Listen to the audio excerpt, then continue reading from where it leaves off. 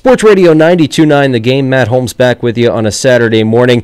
Time to talk some Georgia Tech athletics, and we're joined on the WadeFord.com hotline by Wesley Morton from the RumbleSeat.com, where he covers anything and everything Georgia Tech sports. Wesley, we appreciate you joining us.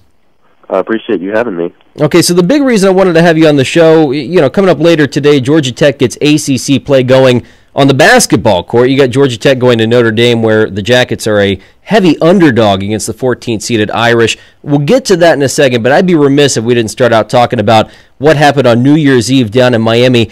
Give me the fan bases, kind of take their temperature after that exciting Orange Bowl win over Mississippi State. Just how jacked up are they?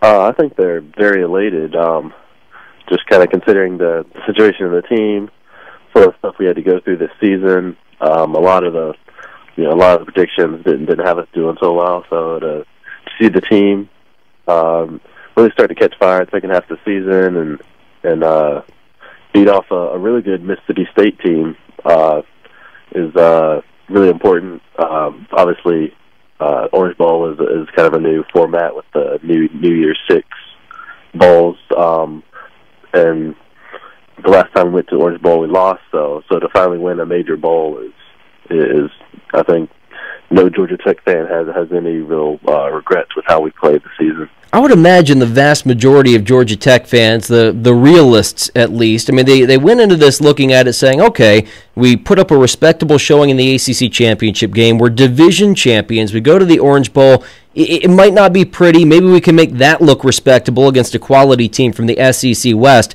I would imagine not a lot saw Georgia Tech really dominating that game.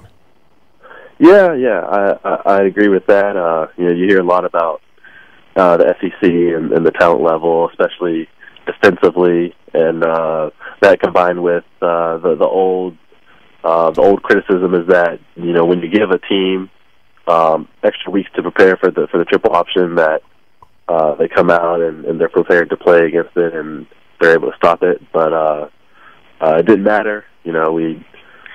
Our offense was just clicking for the vast majority of the game. Even within the game, if you remember, right before half, we just inexplicably gave up the Hail Mary pass, right, to let Mississippi State back in the game. I think that pulled them to within 1 point going into half, and so would we respond in the second half? And we clearly did. It's really interesting. Dak Prescott and Mississippi State playing from behind just about the whole second half. He throws for 453 yards, but the Tech rushing attack goes for 452 yards. So a lot of offense going on. You also have to give a lot of credit to Ted Roof's defense, which just seemed to get better and better as the year wore on. It really did. Our defense they're not the greatest pass rushing defense. We kind of play a bend but don't break kind of defense.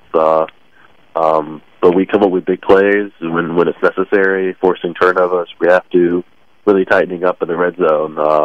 So to be able to, even though we gave up some passing yards to Dak Prescott, they still were forced to kick some field goals in the red zone and limit them enough that gave our offense a chance to still control the ball and get the job done. It's interesting, assuming that Jameis Winston leaves Florida State early, you look ahead to 2015, to the fall, and what's going to happen to the ACC. Certainly Deshaun Watson, the quarterback at Clemson, is going to get a lot of love, but a lot of people are going to look at Justin Thomas as potentially maybe the preseason ACC Player of the Year after what he's done this year. He'll just be a junior. You got a lot of guys on that offense, though, really on both sides of the ball for Georgia Tech, who are leaving after this year. Is the cupboard bare? Will he be able to repeat that success with what's coming down the pike? There are a lot of offensive weapons graduating, but I wouldn't say the cupboard's exactly bare. I think the big losses will be the A-backs, the B-backs. The B-backs especially lose Zach Lasky and St. John Days, who both had great seasons. And even the wide receivers, Smelter and Darren Waller especially. But the thing about it is a lot of guys, will come in. A lot of guys redshirt, try to understand how Paul Johnson runs the systems, and he plays so many players. He'll get a lot of the backups, get a lot of guys reps at A-back. So even though they're the redshirt freshman or sophomore, there's still a few snaps under their belt. Guys like Dennis Andrews should be a big part of our future in the skill position. So I don't think the cupboard's exactly there. We've got some time to figure that out between now and the spring bowl game, and the spring game, and going forward. All right, last question for you before we move on to basketball. Georgia Tech 49-34, winning the Orange Bowl against Mississippi State. Certainly Paul Johnson heading into the ACC championship game. He got his contract extension. I would imagine they'll kind of sweeten the deal for Ted Roof a little bit in the days and weeks to come. 100% of the Georgia Tech fan base behind Paul Johnson after this 11-3 campaign?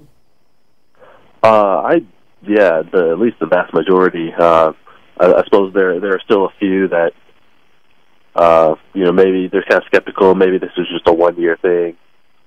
Still waiting out to see how we perform next year, for example. Because a lot of the times we'll, over the past 7 years or so since Paul Johnson's been here, have one pretty good season where he wins 9 games or so, and another fallback season where it's just 7 games. But still the majority of the people are elated.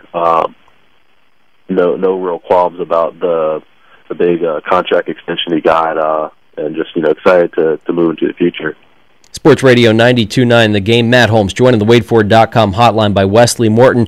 Covers Georgia Tech sports for FromTheRumbleSeat.com. All right, so it's going to be awfully lonely there in the hot seat. If Paul Johnson's in good shape, Brian Gregory's pretty much all alone. The Georgia Tech Yellow Jackets starting up ACC play later today as they travel to Notre Dame.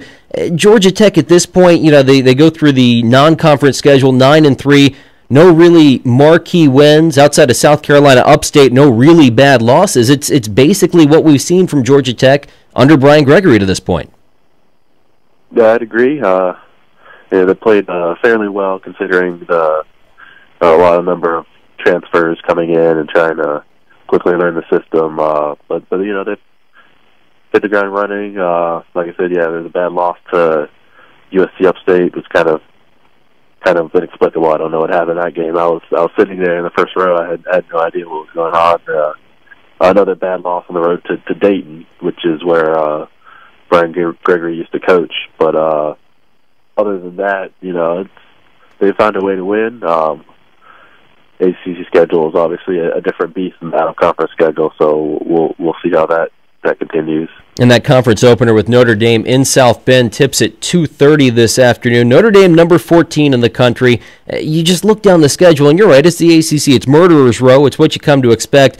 You get Syracuse on a down year. You get Notre Dame, actually, again in a week and a half. That's kind of a weird turnaround there. You're at number 3 UVA. You're at number 2 Duke as you look down. 2 with UNC. You got number 5 Louisville.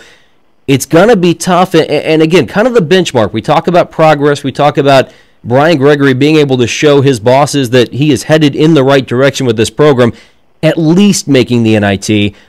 Is that even a possibility at this point, looking at that tough conference schedule?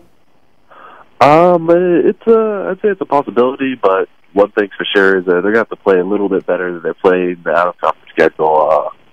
But no, there weren't too many, big blowout wins over some of lesser opponents, I guess. And once you start playing ACC competition, those close wins will turn into losses, even big losses. So they're going to have to tighten up some things. I think there's enough talent to at least compete in the ACC.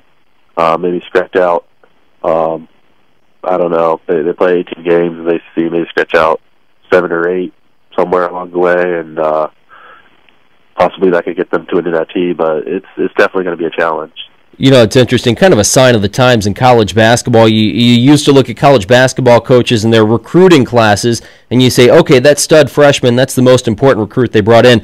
For Brian Gregory, in this day and age in college basketball, you make the case that last year Trey Golden, the transfer from Tennessee, was the most important recruit he brought in. This year you could make the argument that Charles Mitchell from Maryland is the most important recruit he brought in. Your second leading scorer, your leading rebounder. How big an impact has he had coming in as a transfer? I think he's had a huge impact. Like you said, scoring down low, rebounding, especially offensive rebounding. He's actually, I believe he's among the nation leaders in offensive rebounding. So keeping possessions alive, getting second chances at scoring, is very big. What he does and tries to keep an offense that's not great to give us more chances is very important. Okay, so you say the offense is not great. I'm certainly not going to argue with you over that, but we've seen in past years where this team has put up point totals in the 30s, point totals in the 40s against teams like Clemson and Virginia. Certainly strong defensive teams, just ugly, ugly games. Every single game this year, Brian Gregory's had them in the 60s and the 70s. Against Georgia, they scored 80, but win or lose, they've been kind of hanging out, in the 60s and the 70s. Is this the best offense that Brian Gregory's had in his time in Atlanta? I'd definitely say so in some respects. I noticed so far in the games we played out of conference that the pace is quicker than previous years. I think that's something Brian Gregory wanted. Try to get whether off a miss or a make, just try to get the ball up the court quickly. Having point guards like Travis Jorgensen and Josh Heath have been important in really pushing the ball, trying to look for easy buckets in transition. So that's a big factor in our scoring this year. But there's still other things we can improve on. Our 3-point shooting thus far has been really bad, especially outside of Quinn Stevens. So tightening up that is important in the ACC, where you're going to have to hit shots to try to knock off some opponents. About a minute left to go with Wesley Morton from the RumbleSeat.com as we get ready for Georgia Tech's ACC opener later on today against number 14 Notre Dame. It's one of the tough things to watch. You watch a Georgia Tech game on TV, or as you mentioned, you went to that South Carolina Upstate game where this was really evident, but just the apathy among the fan base. They just don't care. They just don't show up for many of these games, especially if you remember back to the Bobby Crimmins days or the early days of Paul Hewitt. Georgia Tech basketball was the thing in this town. Is it ever going to get back to that? Are we going to see attendance improve dramatically just in ACC play, or are they going to have to really step up their game and start putting some notches in the win column? That's kind of a loaded question. There's a lot of factors. For one, in ACC play, I noticed from the games I go to, once we play a lot of close opponents, whether Duke or UNC or Clemson, you'll see a lot of opposing fans in the stands, and so the arena will be full, but it'll be almost halfway full with fans for the other team. I assume a lot of maybe graduates, people with ties to the school, live in or around the Atlanta area, come to games. It is definitely a challenge. Obviously, the lack of success, especially in the postseason, especially since the 2004 run through the tournament. Since then, haven't reached the Sweet 16, and fan base is definitely kind of growing, kind of tired and apathetic of the results. So I think it's just going to take some success to get to the next level, and that's going to take really probably better recruits. We'll see how Brian Gregory finishes out this season, but he's on the hot seat. We could be seeing a coaching change at some point. So there's a lot of things to consider going forward.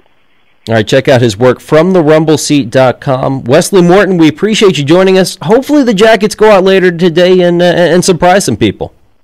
I hope so too. You never know. All right, we appreciate you joining us. We'll take a quick break and come right back here on Sports Radio 92.9 The Game.